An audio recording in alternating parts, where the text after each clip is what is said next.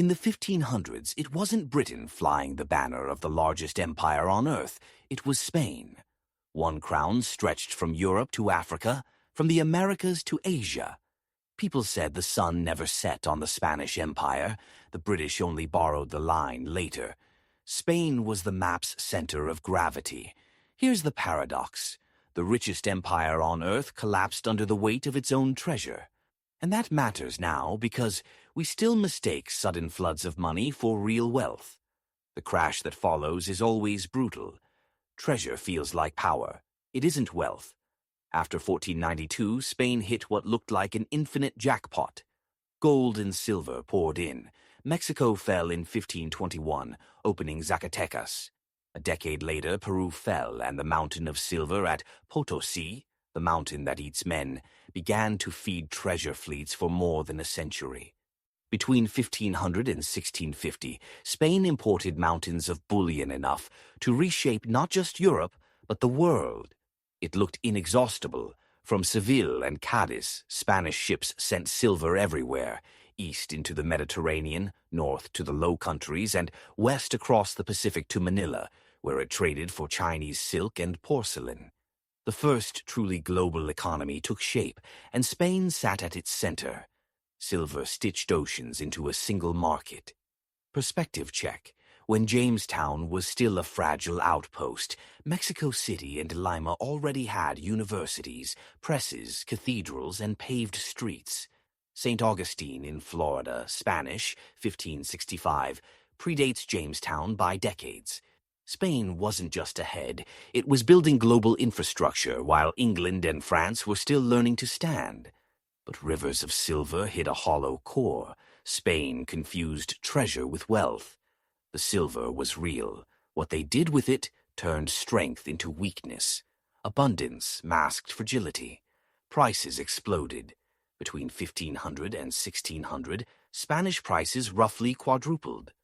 Bread, cloth, tools out of reach for ordinary people, while the empire sat on mountains of metal.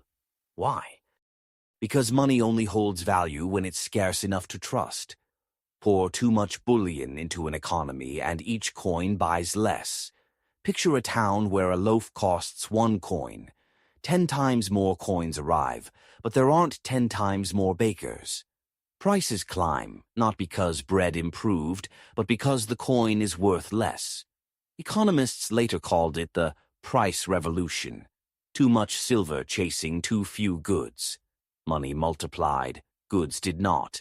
The pain wasn't equal.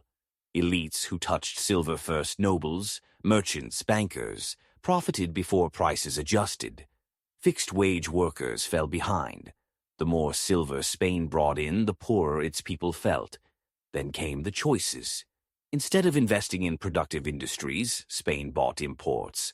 Italian shipbuilders, Dutch traders, German craftsmen got rich selling to Spain paid in American silver. Why build factories or trade networks at home when you can wait for the fleet? Spain became a consumer, not a producer, while rivals reinvested every coin they captured, earned, or stole. Imports rose, capacity lagged, wars devoured the rest. The Habsburg crown styled itself defender of Catholicism after the Reformation, and that mission burned oceans of money. Bullion funded campaigns against the Ottomans, paid for the brutal suppression of the Dutch revolt, and fueled interventions in the French wars of religion. The 30 Years' War ate treasure like fire. Even the 1588 Armada built to crush Protestant England sailed on New World silver. When it failed, the financial shock was immediate, and Spain didn't just spend what arrived it borrowed against treasure that hadn't landed. German families like the Fuggers and later Genoese financiers advanced huge loans secured by future silver shipments. On paper, it was elegant. Potosí keeps flowing, ships keep coming, debt gets rolled. In reality, it was a trap, a storm, a delay, a capture, and Spain defaulted. It did, repeatedly, 1557, 1575, 1596, and 1607. Creditors learned to price Spanish risk.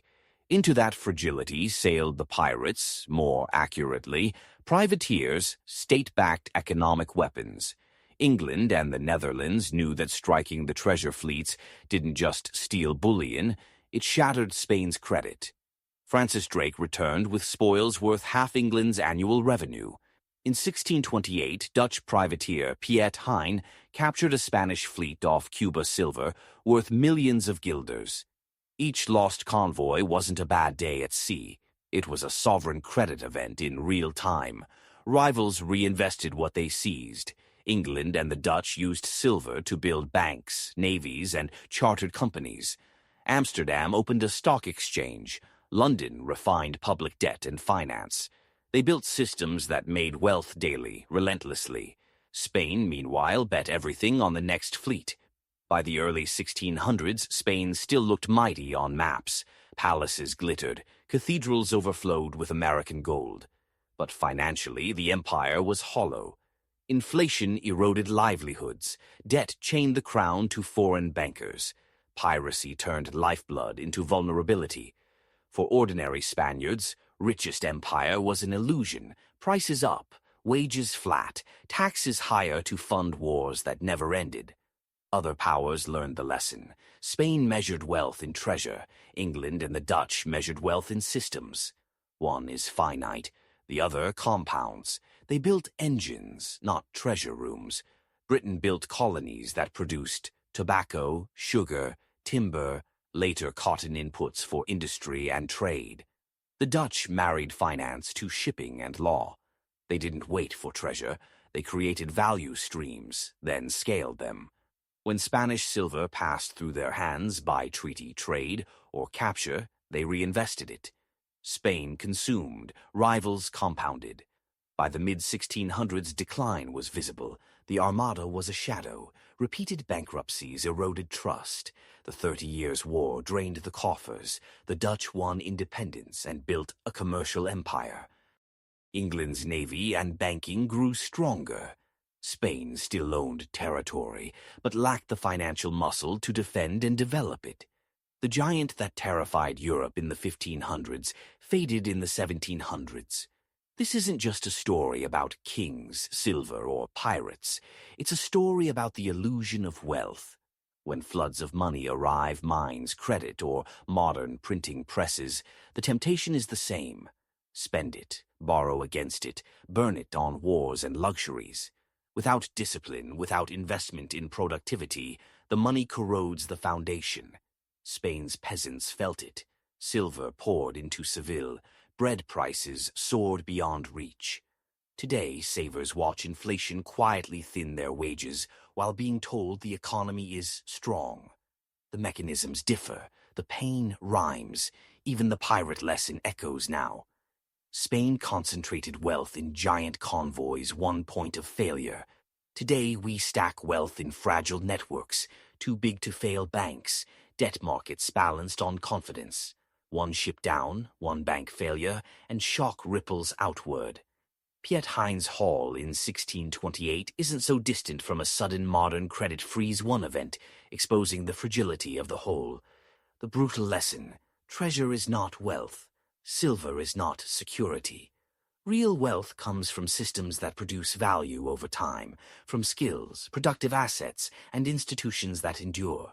Spain believed owning half the world and endless silver meant power forever. In reality, it meant fragility. Rivals understood the deeper game and inherited the future. History doesn't repeat, but its rhythm is hard to ignore. The richest empire on earth collapsed because it confused treasure for wealth. Any society that floods itself with money while hollowing out production walks the same path. If this sharpened your lens, hit subscribe. Treasure is finite, systems compound.